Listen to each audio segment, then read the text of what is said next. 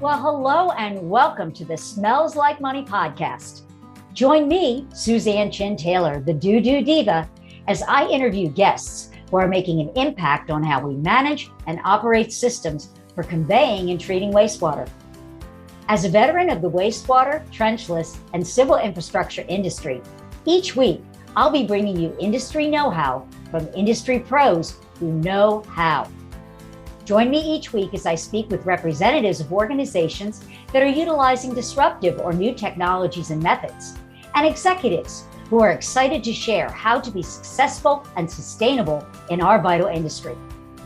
So whether you want to learn about the latest trends in technology, in treatment or trenchless, gain tips on training and retaining great talent, or simply how to be more efficient, productive, or profitable, this podcast is for you. Ready? Let's dive right in. Well, hello, everybody, and welcome to this week's episode of the Doodoo Diva Smells Like Money podcast. Today, we have the great pleasure of having on our show my new female or gal pal in the industry, Lily Parker, who is the Business Development Liaison for East Coast Infrastructure. And you are based out of the, what did you call it? The Tidewater, did I get that right? Area of the United States in beautiful Virginia. And so the reason I'm having Lily come onto the show today is when we were talking about some other things when we first met, she told me about an incredible program, really, that she's spearheading, that her company is doing with local schools to help encourage young people to get interested in careers in the construction field and the trenchless field and what we all do for a living, my great passion, as you know. And so we all know that we are facing a huge, huge dilemma of labor shortages everywhere. So where are we going to find that next wave of people to come in? Well, it starts and when they're young. So we got to hook them while they're young. And so Lily, tell me about how you got started with this. I know you're a mom of two young children, but what spurred you to want to do this? Seeing the needs of my industry and really spending some time thinking how I can change that. And then one day, everything happens for a reason. Listening to a woman in construction speak, and she was talking about how she came to school, to her son's school for career day, as we all get, volunteered and go in anxiously to do. And when she was there, some of the students were like, I didn't know girls worked in construction. And hearing her speak on that was like, okay, this is it. I've got to show up. I've got to be present. I've got to draw some attention to my industry. And I got to let all the little other girls out there know, hey, even if you're a woman, there's a place for you in this industry, believe it or not. It's one of the best paying industries starting out. That is statistics. And so I feel like by doing this, we're giving children the opportunity who may not want to go to college or not feel like they're capable or couldn't financially afford it, to give them a good start in their life, a good career that will take good care of them. And it's not just, it's that stigma, oh, I'm a construction worker. It's not that guy it's more than the guy that's digging the ditch on the side of the road. And I think that's the other thing that we need to break down, that stigma, that there are many, many places that you can go in the construction field. And, for us, and what we're talking about is like utilities construction, trenchless technology. And there are so many facets to that fall under that bucket of construction careers. Like I think about CCTV operators. That's like somebody said, oh, that's like getting to play a video game every day. Oh, what kid would, because that's what you and I, spurned this idea of, oh, let's talk about this and go into that. Tell me a little bit about that when you've shown them about what it's like to be a CCTV camera operator and what happens as a result of that. Right. So when I go for these, I call them career days or you can call it whatever. But when I go out and I try to present this opportunity to our youth, I try to meet them where they're at. Like, what is going to, draw their interest? What is going to intrigue them? And one of the things that we offer at East Coast Infrastructure is CCTV services. And when you're performing those services, you're using the same game controller that an Xbox uses or a PlayStation.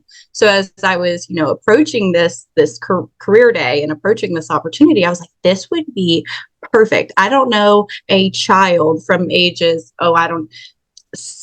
6 to 18 and older. I mean, we all know this generation, they love to play their video games. So I was like, I don't know who I wouldn't be able to intrigue. And so I did so. And I mean, across the board, everybody was tickled.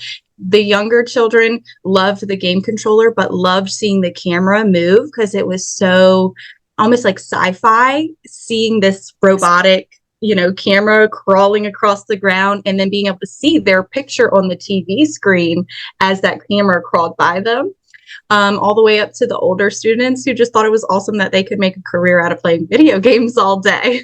And play with robots. So, you just got to meet them where they're at. Yeah, exactly. Playing with robots, playing with a video game controller. Some of them were like, let me turn to my resume now because I'm great at this. And I was like, come on. Well, and even when you think about it, the big trucks, like the sewer combo trucks or the jetting trucks or the hydrovacs and the hydro excavators, kids love it when the fire truck shows up, on certain days. Right. They're fascinated by the big red fire truck. I'm thinking some of these big trucks that we've got in our fleets, that would be just as fascinating to young children of, ooh, what is that? And like, ooh, right. And I try to explain. Yeah, I try to explain how these things operate in terms and in ways that they can understand. So, for example, when I'm talking about a vac truck, I ask them, do you know the hose on your vacuum that your mom uses to clean up, crumbs or in the corners? And they're like, oh, yeah. And I'm like, okay, so that hose is on this truck, and that's what it does. They use that hose to clean out, your storm water systems and your wastewater systems. And they're like, oh, it makes it relative to them in a way that they can understand what this opportunity is and go from there.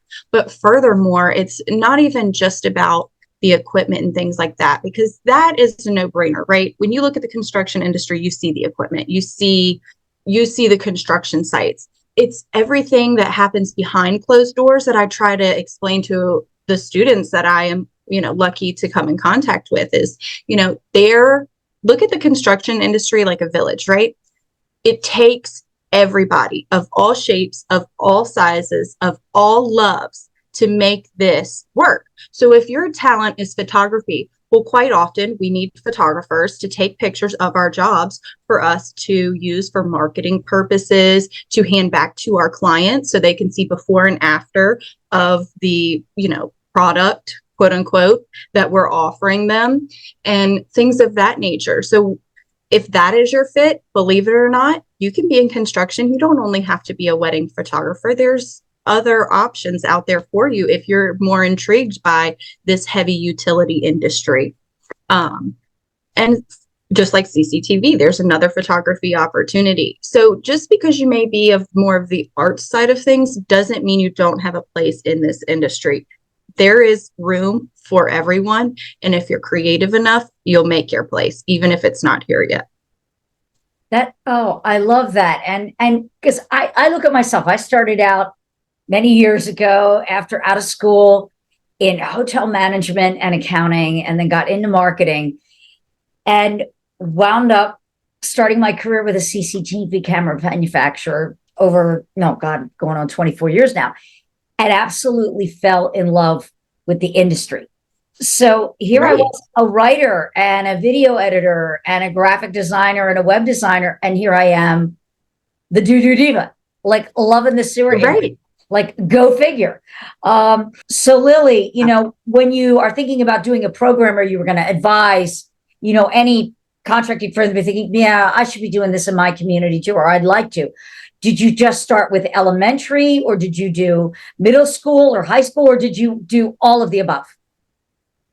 All of the above, definitely the latter of that one, because it doesn't matter if you're in pre-K 2, pre-K 3, you will be just as excited to see all of the sparkly big equipment roll onto your campus and start to intrigue your interest and your imagination in this industry, all the way up through middle school and high school into our local colleges, community colleges, as well as technical and trade schools. Because just because you're getting a degree in something, I don't want you to limit yourself to what the normal path for that degree is. So for example, CDL, sure, you could go on and be drive 18-wheelers and just live your life on the road.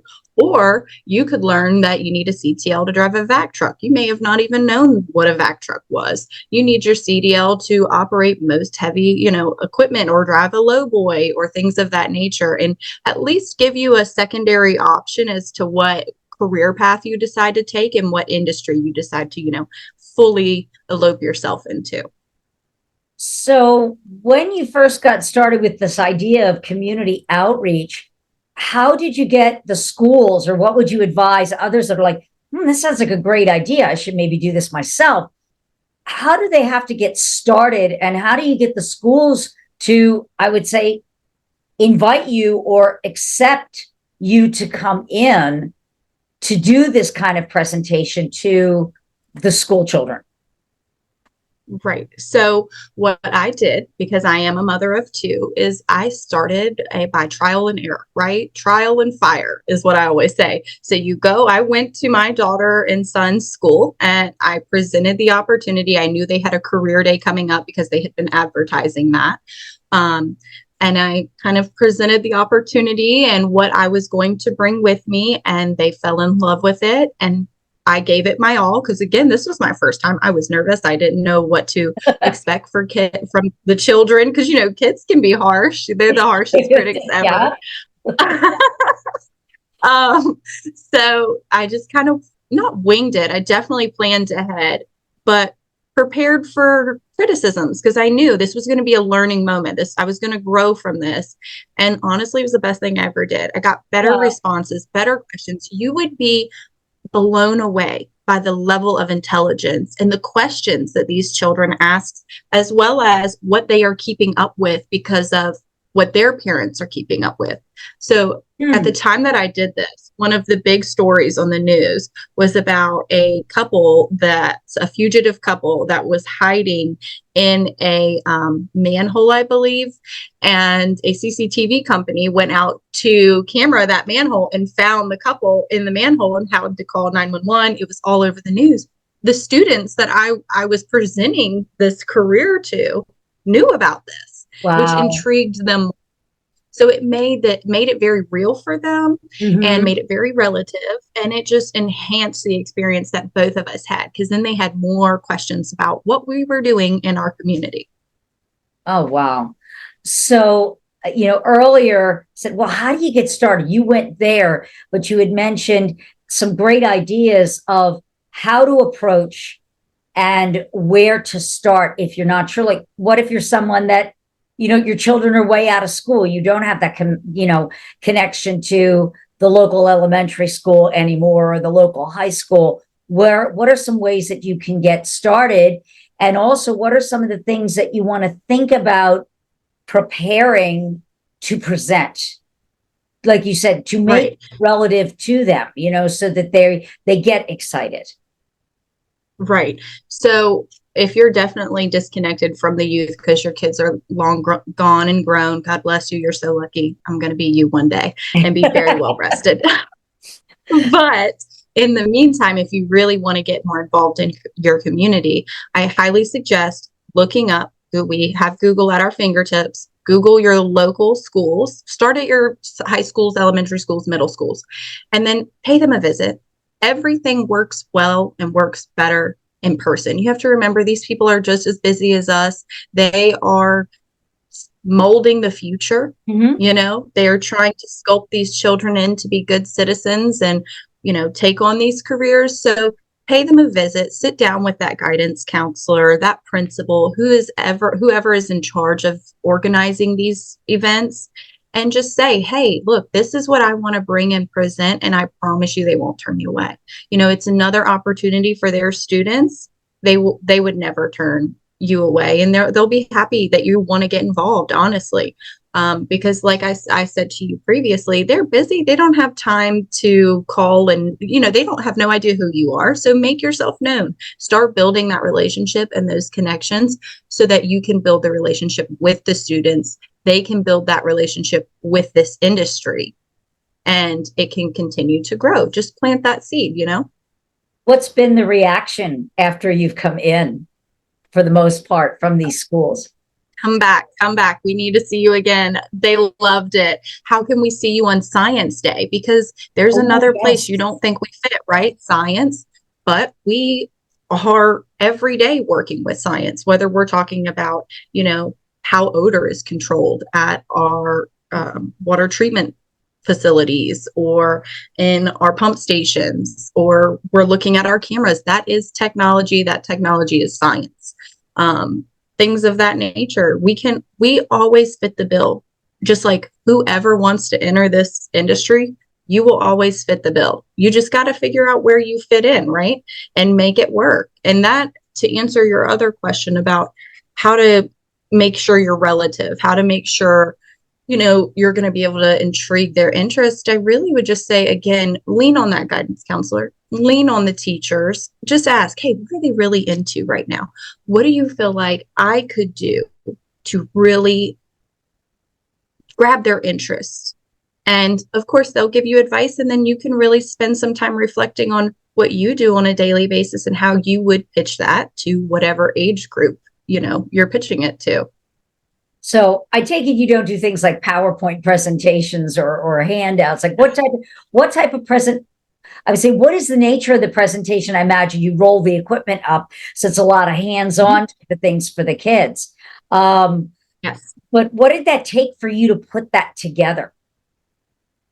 Nothing, because it's everything that we have access to at our fingertips every day.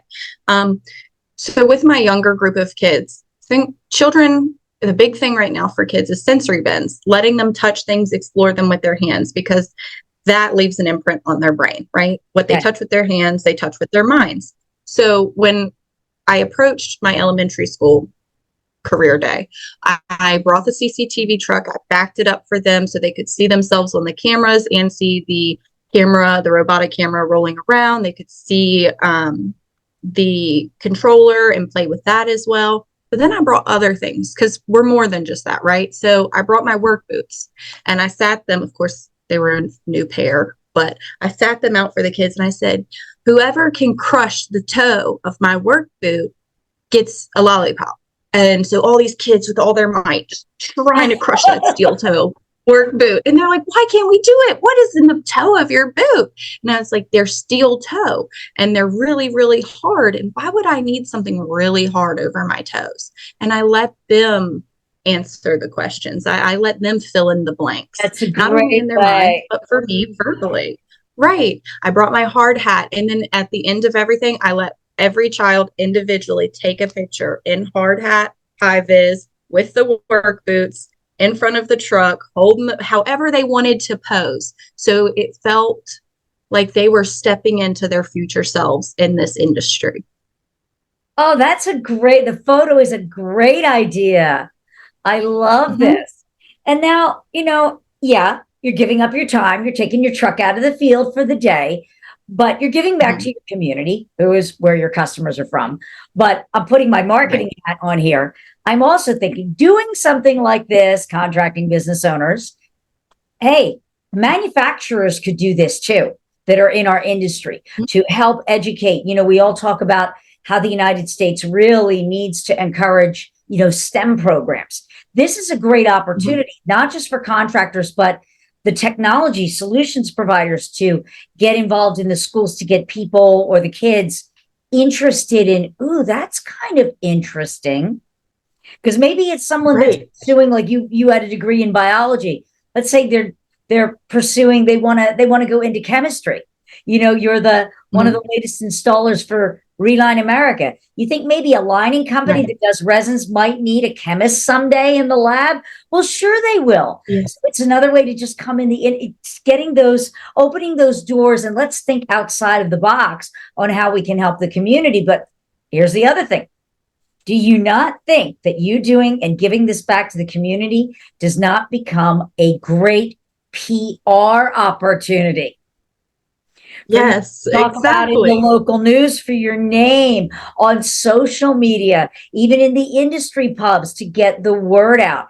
And so, for those of you listening, don't just think of a program like this as, okay, we're trying to get our workforce built up. There's so many different things that can be done with this that it becomes a win-win for everybody involved, all the stakeholders for this. So, right. Yeah. Another part of that. Go ahead, run with it. Another part of that people don't think about, with me taking pictures of these students in my hard hat with my logo, with my high vis, with my logo in front of my truck, and sending it home to their parents. You have no idea who their parents are, do you? You don't. No. So their parent could be somebody in a municipality, a future client, to see the action that you are taking within your community and really solidify that bond, because they'll be like, oh, well, not only do I, because people, like we've discussed before, people don't work with products and companies. No, people work with people. So if they see that you are a company that goes above and beyond to reach the youth and to generate interest in our industry, they're going to be all the more willing to work with you in the future and give you that opportunity. So not only are we opening doors for our youth, we're opening doors for ourselves. You were talking about Bill Gates, and I want you to share the feelings, because it has a lot to do with also young people need to be encouraged, because we need to embrace as much as we can, whether we're contractors, plant operators, whatever. We have to be willing to embrace new technology, because that's what the youth are expecting. Most of these young people that are coming out, that are going to be our next wave, that are coming, they were born almost literally with cell phones and smartphones in their hands. So they don't want to do it the old fashioned, hard mechanical way. They want to see the latest and greatest. And so you said something to me that I want you to share with the audience about, your thoughts, and it's basically from Bill Gates' playbook. And so with that, share that with our audience, please. So what I was saying is, Bill Gates, as much as we may have all of our different thoughts and feelings on him, right? Because we do. But he is intelligent enough to reach out into his high schools and throw these career fairs. So he doesn't just target college students, right? Because that's normally when you talk about tech companies reaching out to try to develop something, they're going to go into colleges. They're not going to go lower than that. But Bill Gates has spoke on having different science fairs and presenting some problem, right? So we could present a problem that we're having in wastewater. We could talk about odor control or something of that nature. And we could pitch it to a bunch of high school students and have almost like a science fair where they develop some sort of technology to address the problem. They're younger, they're more technologically advanced, they're really imaginative. Like that's worn out of us the older we get, right? I mean, even once we're in college, you have your doubts about a lot of things and you don't believe in a whole lot. They're really willing to believe and dream. So if you give them a problem, they're going to come up with what might be the next breakthrough in technology to advance our industry. And I feel like, why aren't we doing that? If they're doing that in other tech areas around the world, why is construction always the last to jump on that bandwagon? We should be doing that. We should be coming to some high school students and say, hey, this is a problem in our community. What do you think we should do to solve it? And let their imagination and their talents and creativity take way and really provide us that solution. And you could take that even one step further. There's a lot of organizations that do things, and it gets the label of cause marketing, where you could have a problem and you throw it out to several schools. And of Mhm. course, you market it, but you're the company behind it, maybe providing some resources for that experiment. And then let Right. these teams compete to who's going to come up with the best solution, like really up the game, and maybe have the head of the science department for that school kind of be overseeing this as like a Right. challenge, almost like for Exactly. And almost like what when they do the ops challenge, but this is more like an intellectual challenge for a solution. And then all those right. schools get a pitch to promote that within their community and make it something where it's like a county event or whatnot, where at the end, Mhm. you have consulting engineers, maybe from a university or different industries, get a bunch of people involved and take a look at what all these kids submit and then give some type of prize to Right. winning one. Or maybe those kids on the Right. team are given a summer internship at those companies Right. to take it one step Right. further. There's so many ways that we can go with this that, Mhm. hey, sky's the limit. It's like we are only stopped by the level of our imagination. Yes, exactly what I'm trying to say. And you hit every point. And we benefit from doing this because not only the students that participate in something like this, not only are they going to be more intrigued about like, hey, what are they doing in the construction industry? I didn't know that this was it and that I would take interest. So not only are you sparking that little flame, but all the other students that don't participate, they'll hear about it.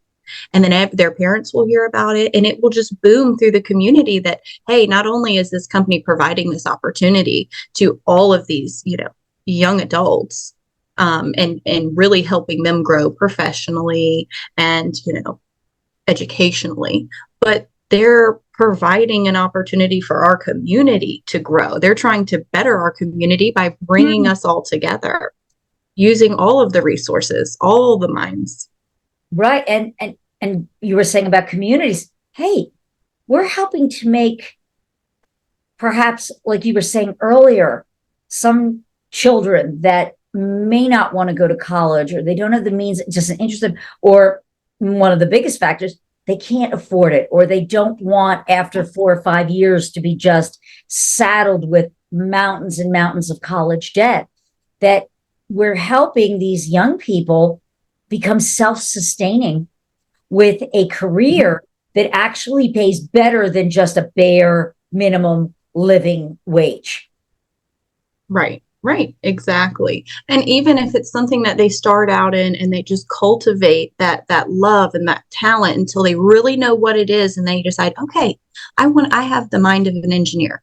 That's why I love being in the field and building these things because I like to problem solve and I like, what have you. That could be when they decide, okay, now that I have that background, that knowledge, and I've really cultivated this love, I'm going to pursue a degree and I'm going to fast track myself because I know where I'm headed, right? We expect 18-year-olds to know what they're doing and where they're headed. And I hate to tell you, but even at my age, some days I'm like, what am I doing? You know what I mean? So why do we expect that of children, for God's sake? Let's give them tools to really expose them and let them play with whatever it is our industry has to offer so they can really feel this industry out and decide, okay, is there interest here? Is this flame lit? Shall I move it down this path?